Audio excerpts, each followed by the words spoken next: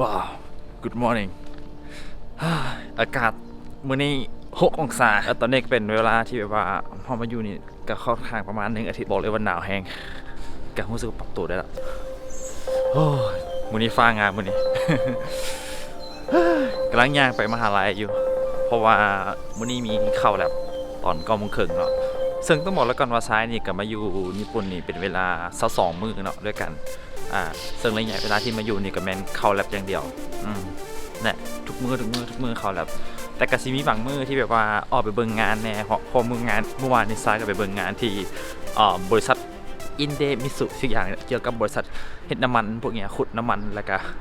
เอาน้ำมันดิบนั่นแหละไปต้มเป็นเฮ็ดพลาสติกต่างๆกะในข้อมูลหลายอย่างเนาะแต่เสียดายที่ว่าเมื่อวานนี้ที่ไปเบิ่งงานแล้วก็จะบ่ให้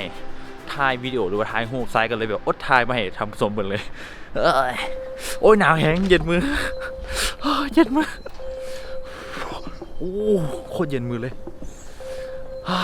โอ้ฟ้างามว้าวโคตรงามเลยฟ้าบนนี้เบิ่งน้ำกันเห็นปะโอ้บ่เห็นว้าวอันนี้คือฟ้า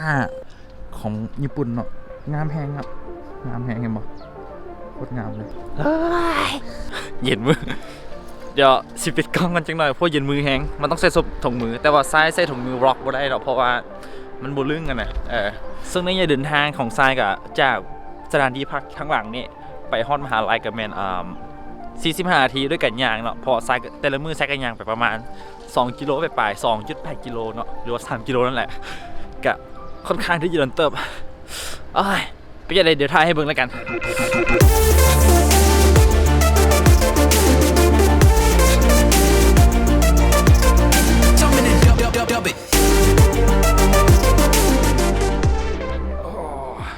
มาฮอดเรียบร้อยละตอนนี้เป็นไซต์อยู่ในห้องเป็นห้องมีตติ้งเนาะห้องมีตติ้งห้องรวมที่แบบว่าสำหรับนักศึกษาต่างชาติที่ทุกคนมาแล้วต้องมาพักอยู่บนนี้ก่อนคือเป็นมีตติ้งรูมเนาะเดี๋ยวจะพาทัวร์ระยะสั้นอันนี้เป็นแบบว่าการสอนภาษาญี่ปุ่นของกระเจ้ามี Good morning Good afternoon เนี่ยสบายดีอย่างต่างๆและมีอย่างเดียวสายมัดเพราะว่ากระเจ้าจะค่อนข้างที่จะเตรียมทุกอย่างให้เลยเป็นเรื่องพวกขนมเลดสีนี่ก็เป็นพวกขนมกินฟรีทุกอย่างอันนี้ก็เป็นขนมอย่างว่ามิลลี่หรอช็อกโกแลตอันนี้ก็ขนมแต่ว่าไซมักกินพวกกาแฟคอฟฟี่อันนี้ของดีของญี่ปุ่นเนาะไซมากมันไซกำลังต้มน้ำอยู่นี่แซ่บมีไมโครเวฟตู้เย็นตู้จ่อกินออกมาปลาแบบนี้ครบสุดเนาะต้องบอกแล้วกันว่าวันนี้ก็สิมีแบบว่าเลคเชอร์กันหน่อยนึงเนาะเนื่องจากว่าแลบก็รีเป็นแลบเกี่ยวกับโฮโลแกรมเกี่ยวกับพวกวันนี้ก็แบบรีเสิร์ชของพวกแสงโฮโลแกรมต่างๆการสร้างแสงการสร้างภาพขึ้นมาพวกนี้แหละก็สิมีเลคเชอร์ประมาณครึ่งชั่วโมงแล้วก็เฮ็ดแลบอีกประมาณสักจนทอดเที่ยงเลยประมาณนั้นซ้ายอาจจะไม่ได้ให้เบิ่งเนาะเพราะว่าเนื่องจากว่ามันอาจจะเป็นความลับของมหาลัยเนี่ยก็เลยคิดว่าอาจจะเจอกันอยู่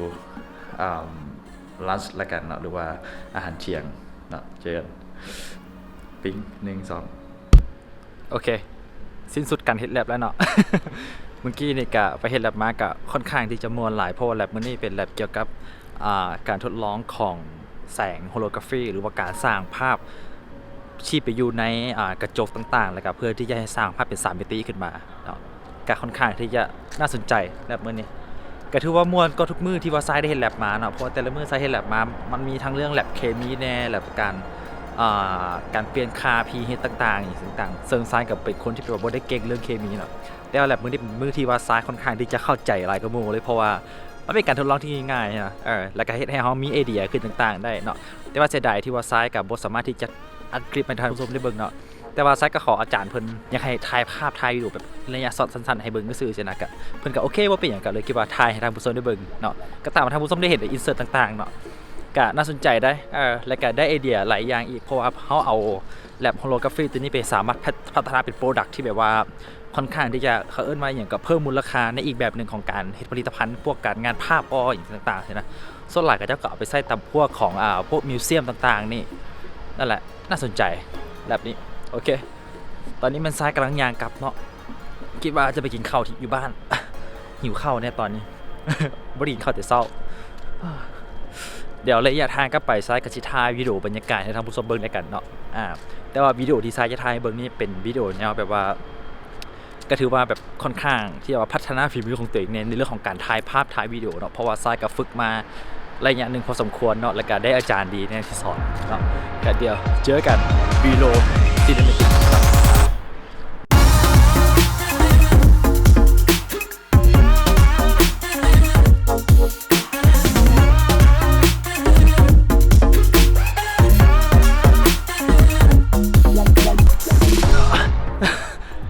เมื่อกี้นี่นั่งท่าเพื่อที่จะถ่ายรถไฟเนาะแต่ว่าเสียดายที่ว่ามันถ่ายบ่เห็นเนาะกะค่อนข้างที่จะเสียเวลาไปประมาณ5 นาทีเนาะแต่ว่าซ้ายก็ยังมีโลเคชั่นหนึ่งเพื่อที่จะถ่ายรถไฟให้ท่านผู้ชมได้เบิ่งเพราะมันเป็นบอลที่แบบว่าวิวค่อนข้างที่จะงามเนาะแล้วก็คณะไปถ่ายรูปอีกนะแล้วก็มีรถไฟผ่านมานี่โอ้โหโคตรจะเพอร์เฟกต์กันแหละบอกไว้ก่อนเลยแต่ว่าเสียดายที่ว่าซ้ายบ่มีมือกล้องเนาะซ้ายก็อาจจะบ่ได้ถ่ายภาพตัวเองให้ได้เบิ่งดอกแต่ว่าซ้ายกับสิถ่ายรถไฟแบบว่าให้วิวดีๆกันเนาะเดี๋ยวมื้อหน้าซ้ายเสียวขาตั้งกล้องมาแล้วก็สิไปถ่ายให้เบิ่งแต่มื้อนี้บ่ได้เอาขาตั้งกล้องมาโอ้แสงแฮงปรับแสงกันไปนึงต้องบอกเลยก่อนว่าข้อดีของการมี ND filter มันจะดีโคตรเลยเพราะว่าอย่างเวลาที่เจอแสงแดดจ้าๆสินะแล้วเขาใช้กล้องมิเรอร์หรือว่ากล้อง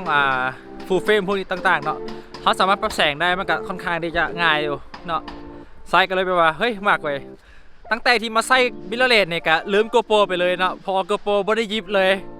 ติดกล้องมิเรอร์หลายกว่าเพราะว่าเนื่องจากมันถ่ายภาพก็ง่ายถ่ายวิดีโอก็ง่ายแน่ใช่นะแต่ว่าการถ่ายวิดีโอมันจะใช้เทคนิคค่อนข้างที่จะหลายเนาะโอ้โหระยะทางกำลังยางนี่คือระยะทางที่เขากำลังยางไปตอนนี้กะบ่ไกลปานใดเนาะบ่ไกลปานใดประมาณสัก3 กิโล3 กิโลกะยางได้อยู่พอมือเศร้าเขาก็ยางมาเขาชิว่ากันยางทุกมื้อกันแหละโอเคเจอกัน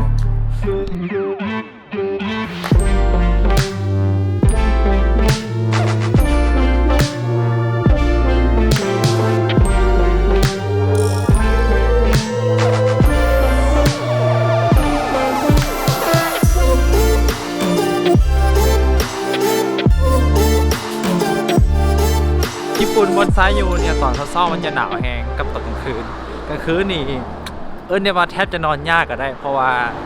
เนื่องจากว่าแบบว่ามันหนาวแห้งจริงๆนะซ้ายห้องซ้ายเราบุมีฮีเตอร์เนาะฮีเตอร์มันละอยู่รวมแต่ห้องที่เป็นแบบห้องใหญ่ห้องลิฟวิ่งรูมเนาะเดี๋ยวซ้ายฮอดบ้านซ้ายจะถ่ายท่านผู้ชมได้เบิ่งเนาะมื้อนี้ก็สิคิดว่าอาจจะพาทัวร์ห้องเลยก็ได้กันเนาะว่าเป็นยังไงเนาะ เอาเป็นว่าเจอกันอยู่บ้านแล้วกันเนาะมาคอเรียบร้อยละตอนนี้มันซ้ายมาฮอดที่อพาร์ตเมนต์ของซ้ายเห็นบ่อยู่ข้างหลังนี่คือสภาพห้องหรือว่าสภาพอพาร์ตเมนต์ของซ้ายเนาะเดี๋ยวซ้ายจะพายเบิ่งแล้วกันนะว่าเป็นอะไรอพาร์ตเมนต์ที่มาอยู่นี่ก็ค่อนข้างที่จะโอเคอยู่ได้มันก็บ่ได้ถึงขนาดสิขี้ง่ายเนาะเพราะว่าเนื่องจากว่าสถานที่มันก็ค่อนข้างที่จะรู้สึกแบบปลอดภัยแน่เนาะแต่เสียอย่างเดียวก็คือแบบมันบ่ได้มี security แต่ก็โอเคอยู่เนาะมันก็เหมาะสมกับที่เฮาอยู่คือกันเนาะเดี๋ยวสิพายเบิ่งเป็นจังได๋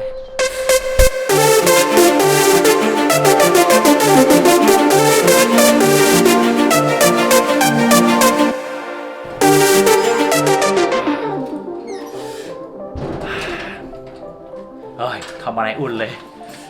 เดี๋ยวขอมีเครื่องกันเนาะอันนี้กับสภาพของทรายเห็นบ่ตัวอย่างประมาณนี้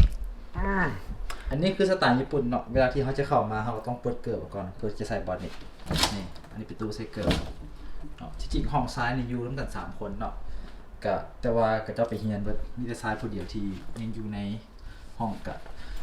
เปิดเกิบก่อน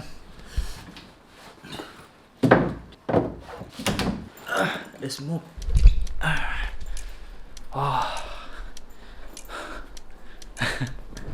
ห้องกะเป็นยัก6 แนว6 แนวกันน้ำกันนี่แหละสภาพห้องประมาณนี้เห็นบ่พออยู่โซนนี้จะเป็นห้องครัวโซนนี้เห็นบ่จะประมาณนี้ค่อนข้างที่จะมีหลากหลายเนาะอันนี้ก็เป็น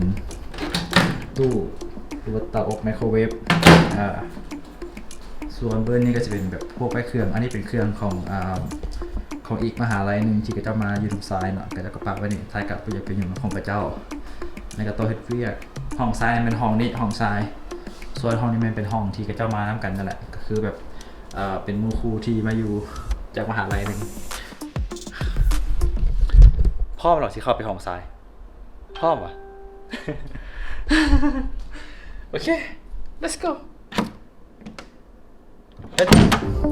เดี๋ยวซ้ายขอเปิดเข้าห้องซ้ายแบบแนวซีนิเมติกแล้วกันเนาะแบบว่าฟุตเทจงามๆแล้วกันเนาะประมาณนี้ let's go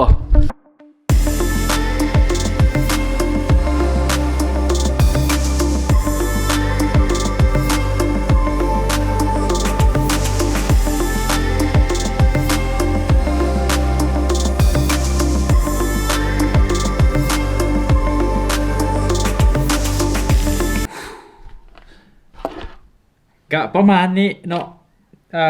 สถานที่และห้องของทรายที่ทรายมาอยู่เนาะอันนี้ก็เป็นร็อกสั้นๆของทรายสลับมื้อนี้แล้วกันกับบ่ได้มีอย่างหลายเนาะค่าห้องอยู่นี่ก็ค่อนข้างที่จะถามว่าแพงบ่ก็ทรายคิดว่ามันอาจจะเป็นราคาถูกที่สุดแล้วนะคิดว่าเพราะว่าราคาห้องที่ทรายอยู่นี่ก็ราคาอยู่ที่ 29,000 เยนมาถึงต่อคนนะเนาะเพราะว่าซ้ายอยู่ด้วยกันนี่มัน3 คนเนาะก็คือแบบว่าหารกันมาแล้วตกอยู่แค่ผู้หนึ่ง29,000 เยนเนาะก็ถือว่าตกอยู่ประมาณสัก 8,000 ปลายกว่าบาทนี่แหละก็บ่แพงปานใดเนาะก็พออยู่เนาะเพราะว่ามหาลัยเพิ่นเป็นคนเลือกให้ซ้ายมาอยู่จังซี่เนาะก็โอเคเฮาก็อยู่เพราะว่าเนื่องจากว่าเฮาได้ทุนมาเฮาก็อยู่ตามที่เพิ่นให้อยู่นั่นแหละแล้วกันบ่อยากเป็นคนขี้ซ้อหรือเป็นคนอีหยังประมาณนี้ โอ้ว้าวทั้งหน้ากับบริมีอย่างหลังทั้งหน้ากับให้เบิ่งเห็นป่ะอันนี้ก็เป็นบอลไว้คอมของซ้ายอ่ะต่างๆพอเติมลงไปซ้ายก็ต้องได้เฮ็ดรีพอร์ตให้กับเจ้าเนาะรีพอร์ตเกี่ยวกับว่าแล้วที่เราเฮ็ดมานี่เขาได้เฮ็ดอย่างนี้อย่างประมาณนี้ก็ประมาณนี้เอาเป็นว่าเดี๋ยวคันมื้อใดโบขี้ข้านเฮ็ดคลิปกะสิเฮ็ดให้เบิ่งอีกแล้วกันเนาะเพราะว่ามื้อนี้ซ้ายก็รู้สึกว่าบ่ได้เฮ็ดบล็อกโดนละก็เลยคิดว่ามาตั้งใจอัดคลิปแค่1 มื้อของซ้ายก็คือบล็อกของซ้ายสั้นๆเนี่ยเนาะไม่อย่างหนึ่งเวลาที่ซ้ายมาอยู่นี่อากาศมันหนาวแฮงซ้ายแต่อันร้อนน่ะแล้วซ้ายหัวมาแล้วแบบว่าหนังหัวแตกเบิดเลย ก็ประมาณนี้แหละโอเคเจอกันคลิปวิดีโอหน้าเนาะวันนี้ต้องขอลาไปก่อนบ๊ายบาย